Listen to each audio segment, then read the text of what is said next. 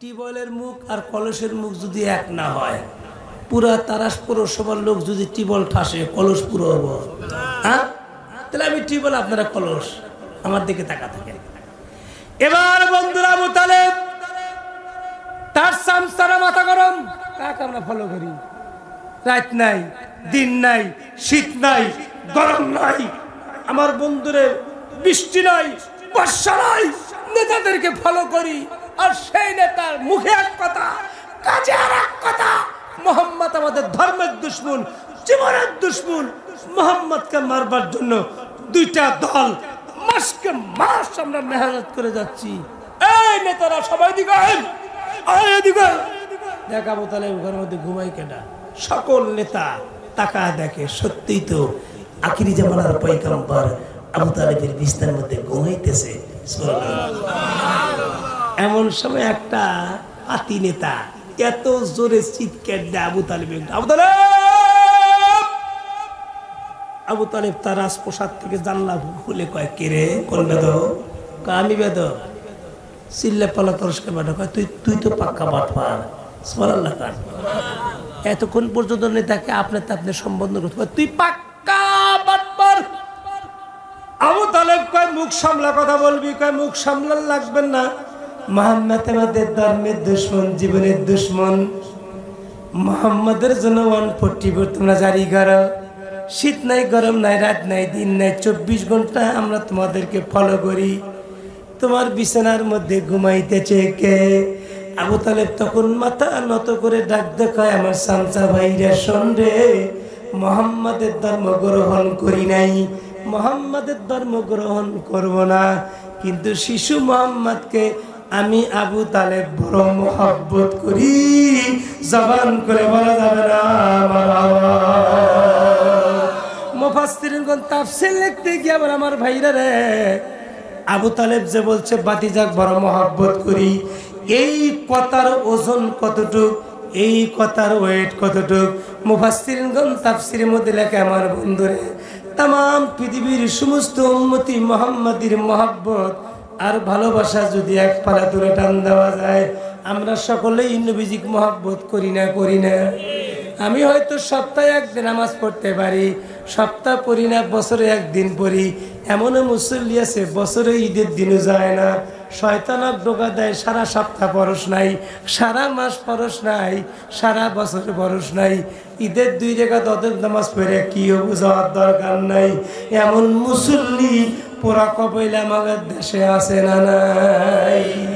কতগুলা দেখবেন সারা মাস রোজা নাই, অথচ যায় নামাজ নাই ইমাম সাহেবের নাক বরাবর।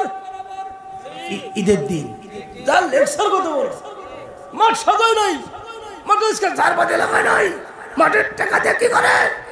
অথচ সারা বছর রোজা থাকে না, কান সারা পাতার হুমুন দিবেন জুতার বাড়ি। কথা বল, রোজা থাকার সাথে বিষে যাও। আর এই বাদের, এই যে তারাস পৌরের এই বাদের যে ফকির ভিক্ষা করে খা, আপনাদের একটা অন্ধ ফকির আছে, খুব কণ্ঠ ভালো, আমাদের ওই দিক দিয়ে ভিক্ষা করে, ও যার সামনে দাঁড়াবে, ও 30টা রোজা করেছে, 30টা তারাবি পড়েছে, ওই ইমাম সাহেবের পিছে থাকবে, ওই ঈদের রহমত ইমাম সাহেবের মাথায় আগে নাজিল হবে, তারপরে এই গরিব লোকটা আগে পাবে। তোর রহমত নাই, দুইয়া মুইসা যা থাকে পাবে, না পালি পাঞ্জাবি যায় না বসে, তোর মাঠে কোনো অধিকার নাই। কথা বলতে থাকেন, ঠিক বললাম না? ঠিক বললাম। 10টা 20টা চান্দা দিয়ে তার লেকচার কত বড়। মসজিদের মধ্যে যা হই রকম ময়লা, ওই মাকড়সা, বাচ্চার 3 বেলা ভাত দেয়, 8,000 টাকা বেতন দেয়, হুমুন দিতেন কনকার কথা কন। মসজিদ জুতা খুলে মারবো, ওই মাকড়সা বসে তুই যা, নিয়ম তো তোর যারা। তাফসীরের মধ্যে আসছে, মসজিদে যদি একটা কেউ খের কুটা এরকম করে একটা ময়লা, ছোট্ট একটা ময়লা নিয়ে জানলাটার দরজা ফালা দিল, আল্লাহ পাক তার দিলের ময়লাগুলো পরিষ্কার করে দিবে। আল্লাহ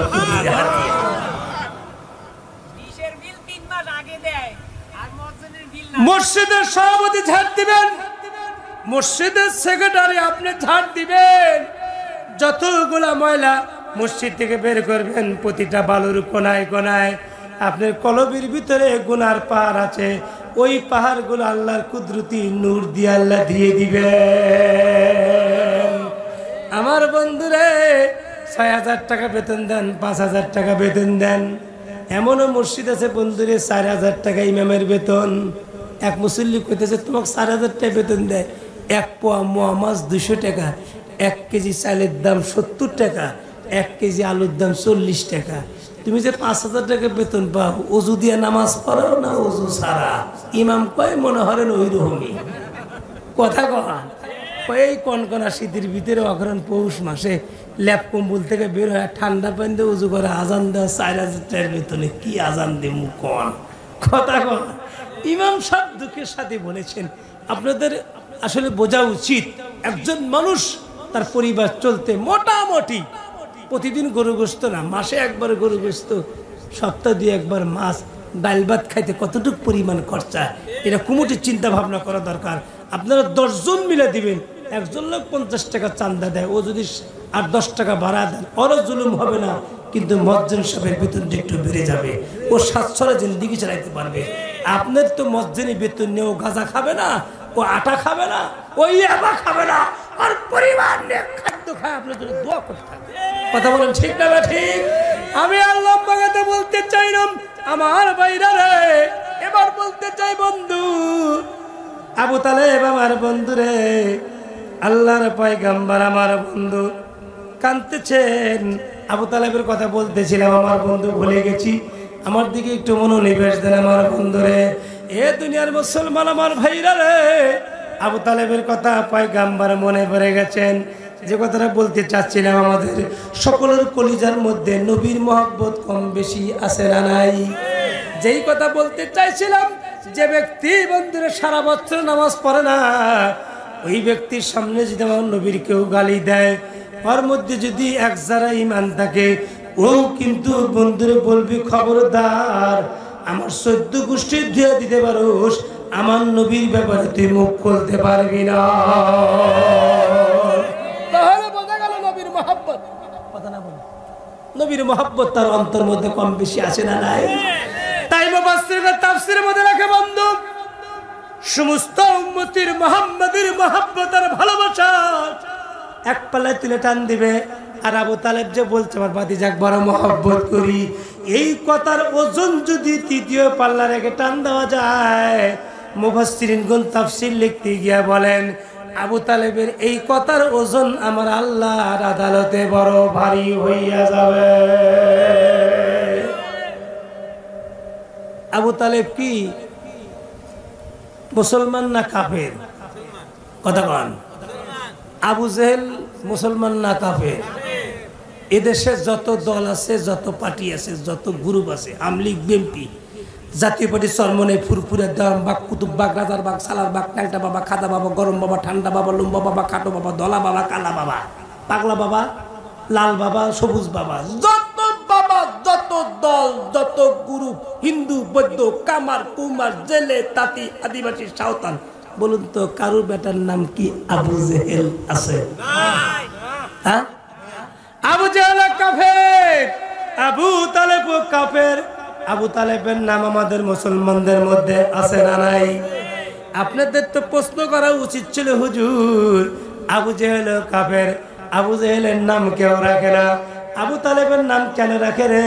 নবীজি মসজিদ নববীর মিম্বারের মধ্যে বসে সাহাবায়ে কেরামদের সামনে বয়ান করে, সাহাবীরা রে, আমার চাচা আবু তালেব ইমান নিয়ে মরছে না, বেঈমান হয়ে মরছে না, ইমান ছাড়া মরছে, খবরদার আবু তালেবকে নিয়ে তোমরা সমালোচনা করবা না, কারণ আমার চাচা এমনটাই ছিল রে, কাফেরদেরকে বলতো আগামীকাল তারাস মার্কাজ মসজিদের মোড়ে আমার ভাতিজা মুহাম্মদ যাবে, তোমরা অ্যাটাক করবি। রাত্রিবেলা নবীজি বুকের মধ্যে নিয়ে ডাক দেখায়, বাবা মুহাম্মদ আগামীকাল কিন্তু তুমি তারাস মার্কাজ মসজিদে মরে যাবে না, আমার বাহিনীরা তোমাকে অ্যাটাক করবে। তার মানে চোর কেউ চুরি করতে বলে, আবার বাড়িওয়ালা কেউ সজাগ থাকতে বলে। জবান খুলে আওয়াজ তুলে বলেন না মারহাবা। এই আবু তালেব মরতে লাগছে, খুব মনোযোগ, হজের মজা সামনে। যখন মরতে লাগছে, নবীজি আস্তে করে তার মুখটা কানের কাছে, চাচা আপনি আমার একজন গার্জেন ছিলেন, ইসলামে অনেক অনুদান তোমার, আমি তোমার ঋণ শোধ করতে পারি নাই, চাচা আমি একটা ছোট্ট তোমার সুচিকিৎসা করতে চাই, যেই চিকিৎসার দ্বারা আমার ঋণ পরিশোধ হয়ে যাবে, ইসলাম তোমার কাছ থেকে ঋণ মুক্ত হয়ে যাবে। আবু তালেব তখন লাখ টাকায় ভাতিজা তুমি আবার ডাক্তার হইলে কবে? নবীজি কইতেছেন কোন মেডিকেলে পড়ছো? বগুড়া টিএমএসে নাকি বন্দরীনাথপুর খাজা মেডিকেলে? কোথায় পড়েছো? কোন মেডিকেলে পড়েছো? আমার নবী হাদিস বয়ান করেন, আল্লাহ মানে রব্বি ফাকরা তালিলিহি ওয়া আকরামানি রব্বি ফাকরা তাদিলিহি। আমার আল্লাহ আমাকে এমন ইলম এমন বিদ্যা শিক্ষা দিছে রে, যার উপরে পৃথিবীর আদালতে আর কোনো বিদ্যা নাই। আপনাদের গ্রামের একটা ছেলে বাংলাদেশের মধ্যে সবচাইতে বড় শিক্ষাবিদ হয়েছে। আপনাদের এই চরণ বিলের মধ্যে অনেক উচ্চ শিক্ষিত আছে না নেই? আপনাদের যে ডাক্তার আব্দুল আজিজ সাহেব, এই বেচারা সারা পৃথিবীর মধ্যে শিশু বিশেষজ্ঞ 6 জন ডাক্তারের মধ্যে অন্যতম একজন ব্যক্তি।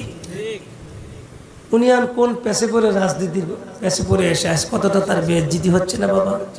উনি কত বড় ইজ্জতশীল ছিল জানেন? উনি যদি কাছে 24 ঘন্টা রোগী চাই, 24 ঘন্টা 1 সেকেন্ড বাদ দেবে না, ওনার রোগীর অভাব হবে? আপনাদের এই তারাশের গর্ব, তারাশের এই সম্পদ আজ রাজনীতির পেছে পড়ে এসে সে আজ কতটা লাঞ্ছিত। তার প্রতিদিন লক্ষ লক্ষ টাকা তার ইনকাম হতো। কথা বলেন ঠিক বললাম না? ঠিক বললাম? ওই যে চামচা নিয়ে দল করেছে, চামচারা তার পচা দিছে, এমন পচাইছে বেচারা আজ জেলখানার মধ্যে আছে। দেখেন চামচারা সব পলাইছে। কথা বলেন ঠিক বললাম না? ঠিক বললাম? সেই জন্য বলতেছে আমার বন্ধুরে, এই গ্রামের সবচাইতে ডিগ্রিধারী ডক্টর পিএইচডি করা এমফিল করা বন্ধুরে, ওই ছেলে আপনাদের গ্রামের প্রাইমারি স্কুলে আজ থেকে 40 বছর পূর্বে লেখাপড়া করেছে। তার যে প্রাইমারি স্যার ছিল ওই আব্দুল কুদ্দুস কাকা, মনে করেন মাঝা ব্যক্তি গুডাল ব্যাগ হয়ে গেছে। ক্লাস 5 পয়লা বন্ধুরে প্রাইমারি স্কুলের শিক্ষক ছিল কি ছিল না? কথা বলেন? ওই মুরব্বী যদি বাসাটা মনের কাছে লাঠি বদ্ধা বসে থাকে, আর সর্বোচ্চ ডিগ্রিধারী সম্মানী ব্যক্তি সচিবালয় বড় অফিসার যদি সরকারি দামি গাড়ি নিয়ে তারাশের দিকে ঢোকে, তার নজরে যদি তার বাল্যকালে ওই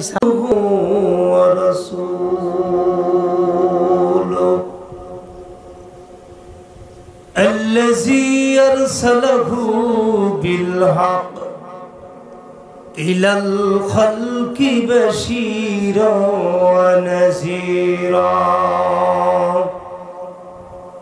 وداعيا إلى الله بإذنه وسراجا منيرا. أما بعد فأعوذ بالله من الشيطان الرجيم.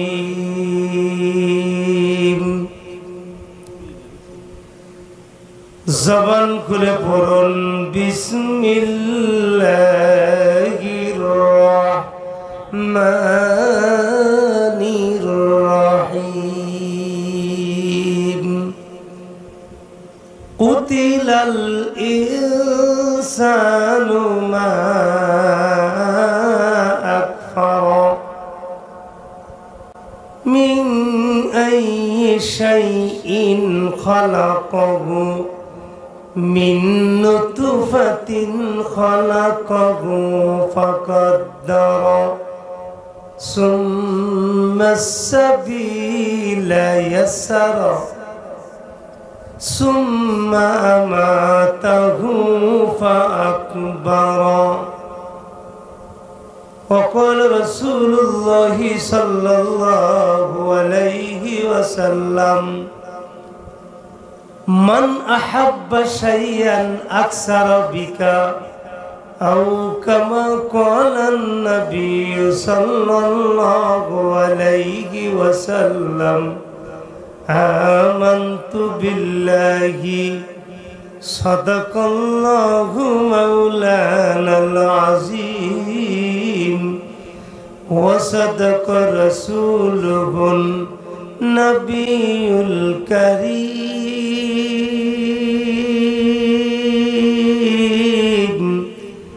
ওয়া নাহনু আলা যালিকা মিনাশ শাহিদিন ওয়াশ শাকিরিন। জবানটা খুলে মহব্বতের সাথে আর একটা বার পড়ুন, আলহামদুলিল্লাহি রাব্বিল আলামিন। মায়ের পেটে জন্মে শিশু,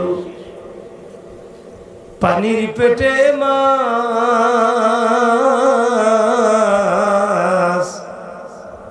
ভূমির নিচে কত সম্পদ লক্ষ কোটি গাছ।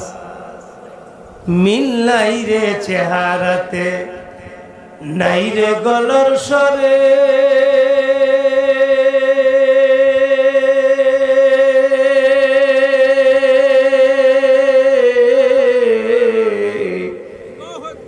অদ্ভুত তোমার কারিগরি দেখবো জীবন ভরে। একই বাদলের সৃষ্টি তোমার, নরার নারীর দেখো তবু কেন পিত কেত বলতে পারো কেব। নারীর কেন মোষ হয় না, মুখে হয় না দাড়ি,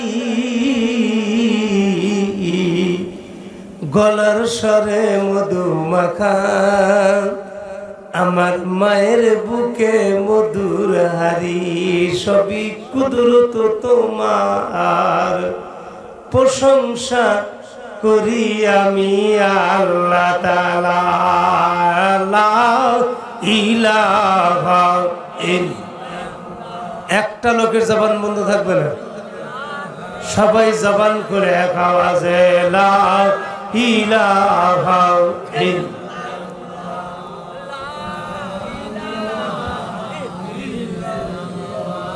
মোহব্বতে লা ইলাহা ইল্লাল্লাহ।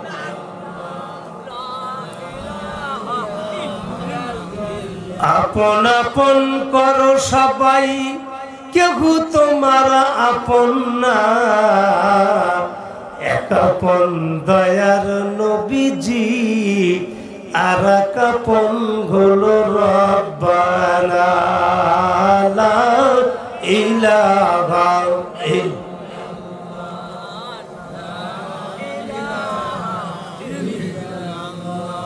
বাড়ি বাড়ি করো বান্দা, এ বাড়ি তো তোমার না। আসল বাড়ি হবে তোমার, মাটির কবর শুধু বিছানা। লা ইলাহা ইল্লাল্লাহ।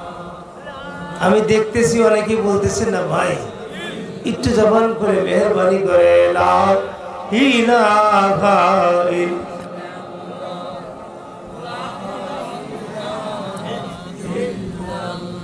হইলে জিকির আল্লাহর নেক নাম, জাহান্নামের আগুন হইবে হারাম। দূর হবে তোর মনের জ্বালা, খুশি হবেন মোর আল্লাহ তাআলা। লা ইলাহা ইল্লাল্লাহ, লা ইলাহা ইল্লাল্লাহু ইল্লাল্লাহ।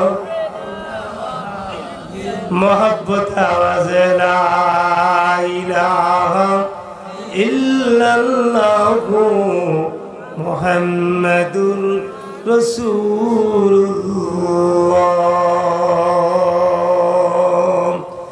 জবান খুলে বলি সাল্লাল্লাহু। তারা 70 পর আল আকসা জামে মসজিদের উন্নতি কল্পে বাৎসরিক তাফসীরুল কোরআন মাহফিলের সম্মানিত সাহেব সদর, আজকের মাহফিলের সম্মানিত সভাপতি আমার অত্যন্ত শ্রদ্ধাভাজন বড় ভাই বন্ধুবর আলহাজ হাফেজ মাওলানা মোহাম্মদ আব্দুল্লাহ ইসলাহি সাহেব, সহসভাপতিত্ব করছেন জনাব খলিলুর রহমান সাহেব। আমার পূর্বে যিনি বয়ান করলেন চিনেসপদ ছোট ভাই, আপনাদের তারাশেরই কৃতি সন্তান অল্প দিনের ভিতরেই সারা বাংলাদেশের মধ্যে অনেকটা পরিচিতি লাভ করেছেন মিডিয়া ব্যক্তিত্ব হাফিজ মাওলানা মোহাম্মদ জাকারিয়া সাহেব তারাশি।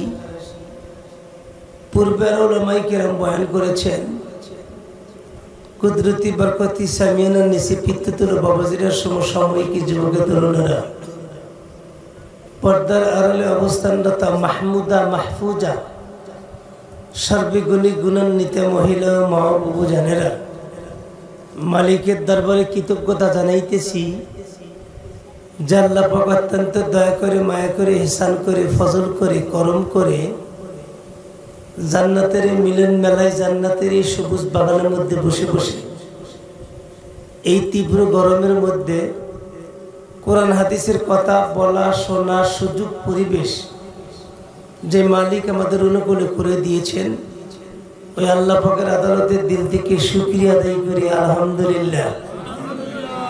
ওই যে পিছনে ভাইরা হয় নাই, ইমানের আওয়াজে উচ্চ স্বরে আর একবার পড়ে নেই আলহামদুলিল্লাহ। সাইয়্যিদুল কাউনাইন খাতামান নবীন আশরাফুল আম্বিয়া, যে পয়গম্বরকে জরিয়া করে আল্লাহ পাক তামাম পৃথিবীর নিয়ামত আমাদেরকে খাওয়াইতেছেন, পড়াইতেছেন, সুস্থতা দান করেছেন, ওই মহামানবের প্রতি অসংখ্য দুরূদ ও সালাম সকলেই এক মর্তবা জবান করে পড়ি সাল্লাল্লাহু আলাইহি ওয়াসাল্লাম। সম্মানিত সুধী, এই দুর্যোগ মুহূর্তে তামাম পৃথিবীর মধ্যে প্রতিদিন হাজার হাজার মুসলমান জীবন দিচ্ছে ইসলামের জন্য। ফিলিস্তিনের ইতিহাস বড় কঠিন। অতীতের বদর উহুদ যুদ্ধকে হার মানিয়ে দিয়েছে। শুধু লাশের মেলা, শুধু লাশের মেলা। এমন দুগ্ধ প্রসূত শিশু বাচ্চা আছে, বংশ সব শেষ। তাকে আর কে আদর দিবে, তাকে আর কে ঘুম পাড়াবে? আমাদের ক্ষমতা শক্তি থাকা সত্ত্বেও হয়তো অর্থর জোর আছে, লাঠির জোর আছে, পাঠির জোর আছে, তারপরেও আমরা হাজার হাজার কিলোমিটার দূর থেকে কিছু করতে পারছি না। আমরা যদি আমার ঘর থেকে যদি ওই মুসলিম ব্যক্তিদের জন্য যদি দোয়া করতে পারি, আমার দোয়া যদি মালিক কবুল করেন, আল্লাহ পাক যদি কঠিন কিয়ামতের আদালতে আমাকে ধরে বসেন, একজন মুসলমান আর একজন মুসলমান ভাই ভাই, ফিলিস্তিনি মানুষ জমিন রক্তে লাল, কত মহিলার স্বামী চলে গেছেন, কলিজার টুকরা সন্তানও চলে গেছেন, পরিবার একদম শেষ হয়ে গেছে। তাদের জন্য তোমরা বাংলার জমিন থেকে কি করেছো? মালিকের কাঠগড়ায় দাঁড়িয়ে এটাও বলতে পারো, মালিক টাকা দিয়ে সাহায্য করতে পারি নাই, জীবন দিয়েও সহযোগিতা করতে পারি নাই। বাংলার জমিন থেকে তাদের জন্য, মজদুর ব্যক্তিদের জন্য দোয়া করেছিলাম। সেই জন্য আমরা সর্বক্ষণই নামাজ শেষে যে কোনো সময়, হাঁটা অবস্থায়, চলা অবস্থায়, ঘুমানো অবস্থায়, জাগ্রত অবস্থায়, যখন যেবা পারি দিল থেকে বলবো, আল্লাহ তুমি ফিলিস্তিনবাসীর তারে হেফাজতের দায়িত্ব তোমার কুদরতি হাতে উঠায় দিলাম। এতটুকু কথা যদি বলতে পারি, আর মালিক যদি আপনার দোয়াটা কবুল করেন, আল্লাহ পাক যদি ফিলিস্তিনে যদি আল্লাহ পাক তাদের প্রতি রহমতের নজরে তাকান, ও ইসরায়েল কেন সারা পৃথিবী ঐক্যবদ্ধ আন্দোলন করে আর একটা মুসলমান মারতে পারবে না। সেই জন্য দোয়া করা দরকার। আল্লাহ পাক ফিলিস্তিনবাসীকে, বর্তমান আবার নব্য ফেরাউনের আবিষ্কার হয়েছে আমাদের পাশের দেশ, পার্শ্ববর্তী দেশ, পাশ্চাত্য দেশ ভারত। আমরা সবসময় ইন্টারনেটে, ফেসবুকের মধ্যে দেখতেছি, মুসল্লিরা নামাজ পড়ে ঘরে যাবে, পুলিশরা এমনভাবে কুকুরের মতো পিটাইতেছে মুসল্লিদের। একজন নামাজ পড়তেছে, তার কাল্লার উপরে যায় পুলিশ, যা ভুল জোতে তার নাক আর মুখ জমিনের সাথে আটকায় দিয়েছে পাড়া দিয়ে। সেই আয়ামে আজ থেকে ১,৫০০ বছর পূর্বে আমার নবী যখন হেরেমে কাবার সামনে সেজদায় দিতেন, আবু জেহেলের বাহিনী পচা উটের ভুঁড়ি চাপা দিতেন, আজ থেকে 1000 বছর পূর্বে মুসলমানদের যে করুণ ইতিহাস ছিল, পাশ্চাত্য দেশের 40 কোটি মুসলমান ভারতে বসবাস করে, সে দেশের মুসলমান নিরাপদে নাই। আমরা ওই নব্য ফেরাউনের জন্য দোয়া করি, আল্লাহ পাক যেন নমরুদের মতো, ফেরাউনের মতো আল্লাহ হক বিচার ভারতের ময়দানে দেখা দেয়। যখন সবাই বলুন আমিন। সম্মানিত সুধী, আমরা ফিলিস্তিনের দিকে তাকায় আছি। আমাদের অর্থ সম্পদ, টাকা পয়সা থাকতেও সহযোগিতা পাশ্চাত্য যে সমস্ত আরো মুসলিম কান্ট্রি, আরব, আরো অন্যান্য যে সমস্ত দেশ আছে, এরা ভাবতেছে হয়তো ইসরায়েল হয়তো ফিলিস্তিনকে মেরে শেষ করে দিবে না। তুমি প্রস্তুত থাকো। তুমি যে তেল দিয়ে সহযোগিতা করতেছো ইসরায়েলকে, তুমি যে আমেরিকার 5 আটা দালালি হয়ে আমেরিকার সাথে লিয়েজ করে ইসরায়েলে তুমি সহযোগিতা করতেছো, মনে করছো ফিলিস্তিনদেরকে মেরেও শেষ করবে না, এরপরে তোমার পালা আসতে পারে। কথা বুঝে থাকেন, ঠিক বললাম না? ঠিক বললাম। আমরা এখান থেকে তাদের পণ্যকে বর্জন করব, আমরা তাদের জন্য দোয়া করব। মালিকের কাঠগড়া বলতে পারবো, মালিক যাওয়ার সুযোগ থাকলে জীবন দিয়ে দিতাম ফিলিস্তিনের জন্য। সুযোগ নাই। যেই দেশের 70,000 পয়গম্বরের কবর আছে, জাতির পিতা ফাদার জেনারেশন ইব্রাহিম আলাইহিস সালামের কবর আছে, নূহ আলাইহিস সালামের কবর আছে, হাজার হাজার নবী সাহাবায়ে কিরামদের কবর। আমার আপনার পয়গম্বর সুদীর্ঘ 11 মাস পর্যন্ত কিবলা প্রতিপালা নামাজ পড়েছেন। যেই দেশে আমার নবী ও দুনিয়ার মুসলমান মক্কা থেকে জেরুজালেমে বাইতুল মুকাদ্দাসে 1 লক্ষ লক্ষ কোটি কোটি ফেরেশতা নিয়ে 1 লক্ষ মতান্তরে 2 লক্ষ পয়গম্বরের ইমামতি করেছেন। সুবহানাল্লাহ জোরে বলেন।